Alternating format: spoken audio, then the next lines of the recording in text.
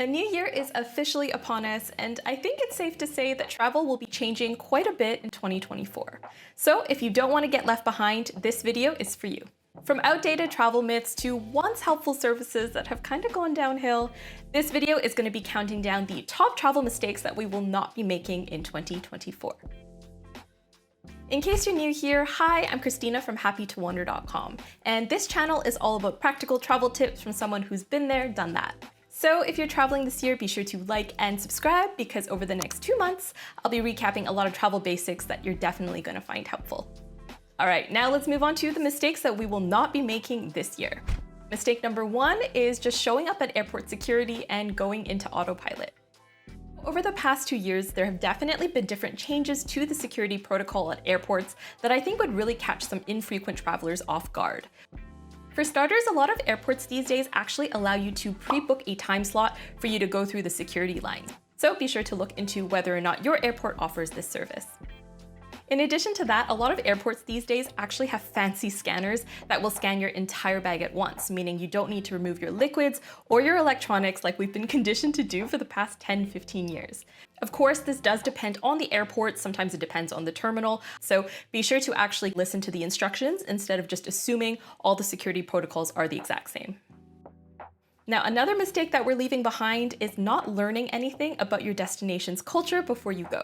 Because listen, in 2024, ignorance is not cute. I always say at minimum, you should be learning some basics in the local language so that you can be more polite and also so that you have more confidence when you're navigating a new place. On that note, this week's video is brought to you by Babbel. Babbel is one of the world's top language learning apps and actually one that I've been using to learn Italian over the past few months, which is actually a New Year's resolution of mine.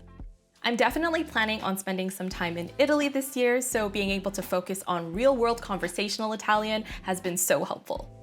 And it's nice that I can confidently do stuff for myself, like ordering at a restaurant, che cosa c'è di dolce? Ordering at a bar, vorrei un vino rosso. Or asking for directions, scusi per andare a... rather than speaking slowly in English with really exaggerated hand gestures like I used to.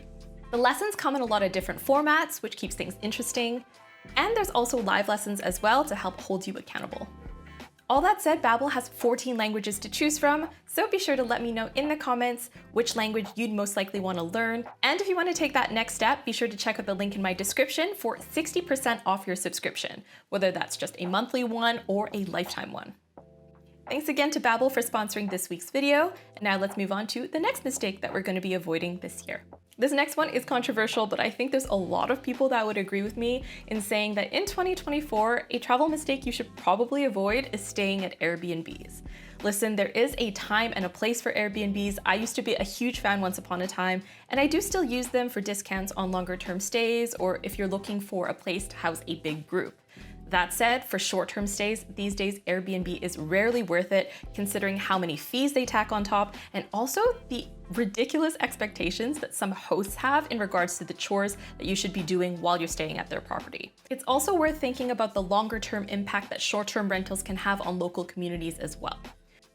If you do plan on staying at an Airbnb, one thing to keep in mind these days is that you should definitely be taking photos and videos upon check-in and also upon check-out. Unfortunately, a lot of travelers, including myself, have had negative experiences with hosts who have tried to unfairly claim compensation for damage that did not actually occur. Luckily, in my case, I actually won and I didn't have to pay anything, and that's just because I had a few photos from when I checked in, proving that the damage was already there when we moved in. So keep that in mind, be sure to take photos and videos at check-in and check-out. It's better to be safe than sorry. Now, the next mistake to be avoiding is waiting for certain days to book flights. Once upon a time, someone out there decided to tell the world that Tuesdays were the cheapest days to book flights. Unfortunately, that is no longer true. Most booking portals are a lot more sophisticated than that these days and engage in dynamic pricing models, which means that there's no one specific day that it's going to be cheaper to book flights. So just keep that in mind, shop around, compare different options, be sure to set up fare alerts so that you can look for when prices drop, and also just keep an eye out for sales as well. Now, another thing that we're not doing in 2024 is booking travel without any rewards. Let's face it, travel is expensive, but if you're gonna be taking that trip, you will be spending that money anyway, so you might as well be compensated for the money that you are already spending. Travel hacking definitely isn't my area of expertise, and of course the options do vary from country to country. So what I will say is just be sure to look into different travel credit cards before you start booking things for your trip, because otherwise you could potentially be leaving thousands of dollars worth of rewards on the table. Another thing that we're no longer doing in 2024 is calling our banks or credit card companies to let them know that we're traveling abroad. I know once upon a time this used to be really sound travel advice just because otherwise your card might freeze, but the last time I tried to do this, the person on the phone was literally like, listen, you don't need to do this anymore because our fraud detection systems are sophisticated enough to know when you're traveling. Of course, this might depend on your country and your bank, but just know for the most part, that's not something that you necessarily need to do anymore. Lastly, on the cash and card front, another mistake to avoid is bringing and converting too much cash before your trip. This of course depends on your destination, but I've noticed these days a lot of countries, especially post-COVID, are really pivoting towards more card payments, so cash isn't really as king as it used to be. Plus, these days, there's just better alternatives to going to currency exchanges either at home or abroad. For instance, I would really recommend getting a travel-friendly card either through Wise or Revolut that will allow you to actually withdraw money from foreign ATMs for free and also help you score better rates as needed. I've used both and they both make life so much easier and can save you a lot of money. You can find my referral links in the description. Next on the 2024 mistake list is avoiding tours.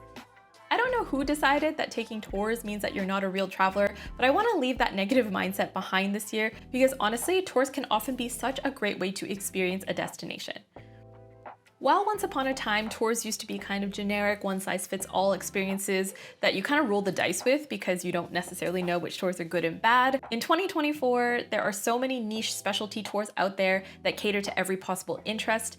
And with online review systems, it's way easier than ever to sift the good ones from the bad ones. So really, tours can be a great way to explore a new place. There's no shame in it, especially if you don't have the time or energy to research and organize everything by yourself. It's also the surest way to gain local insights and can help support the local economy as well, so just a win overall. Another thing that we're leaving behind, the whole live like a local movement of travel. Because listen, do you know what the locals are doing? They are at work. They are commuting. They are not out frolicking and seeing the best of their city. There's of course perks to doing more local-oriented activities, but my point is we shouldn't be ashamed of doing cheesy tourist things or being a cheesy tourist if that's what brings us joy. Obviously, there are perks to getting local insight. For instance, most of the time locals are the ones that know the best places to eat. But truly, locals can often be jaded or blind to the wonders of the place that they live in. So don't be afraid of being a tourist because most of the time touristy and famous places are that way for a reason. Another thing that we are not doing in 2024 is taking photos of just landscapes.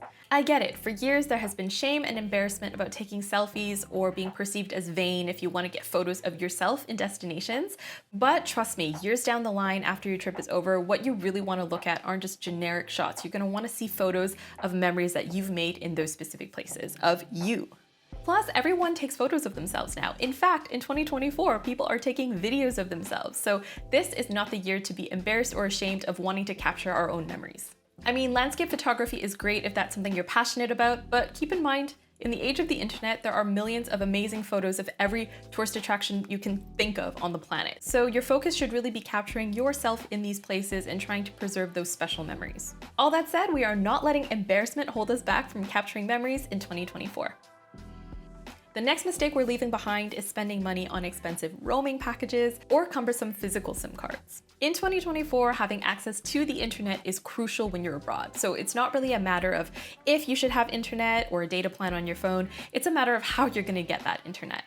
And it is possible these days to actually access data very cheaply and very easily through something called an eSIM, which is short for embedded SIM. These are basically 100% virtual SIM cards that you can buy and activate from your phone, meaning you can buy it in advance, show up in a country, and activate it right away. This means instant internet access and is just so much easier than trying to hunt down a physical SIM card once you go abroad. So yes, in 2024, this technology exists. Be sure to take advantage of it. Another mistake to avoid in 2024 is assuming that if you travel in the off-season, you will be the only tourist there. I'm very sorry, the secret's out. People know about the off-season. So whereas once upon a time you could sometimes go to places during the off-season and feel like you're the only tourist there, these days that is no longer the case. You are almost always guaranteed to see other people, Will it still be less crowded than peak season? Absolutely, but keep your expectations in check and just don't be surprised that if you go in the middle of winter or if you wake up at 5 a.m. that there are still going to be other tourists there. People know about this trick now. It doesn't make it any less magical so long as you know what to expect. All right, thank you so much for watching. I hope you enjoyed this video. And again, be sure to like and subscribe for more practical travel videos just like this one. I've got a lot of good ones coming up in the next 2 months, so I will see you guys next week. Thanks for watching. Bye.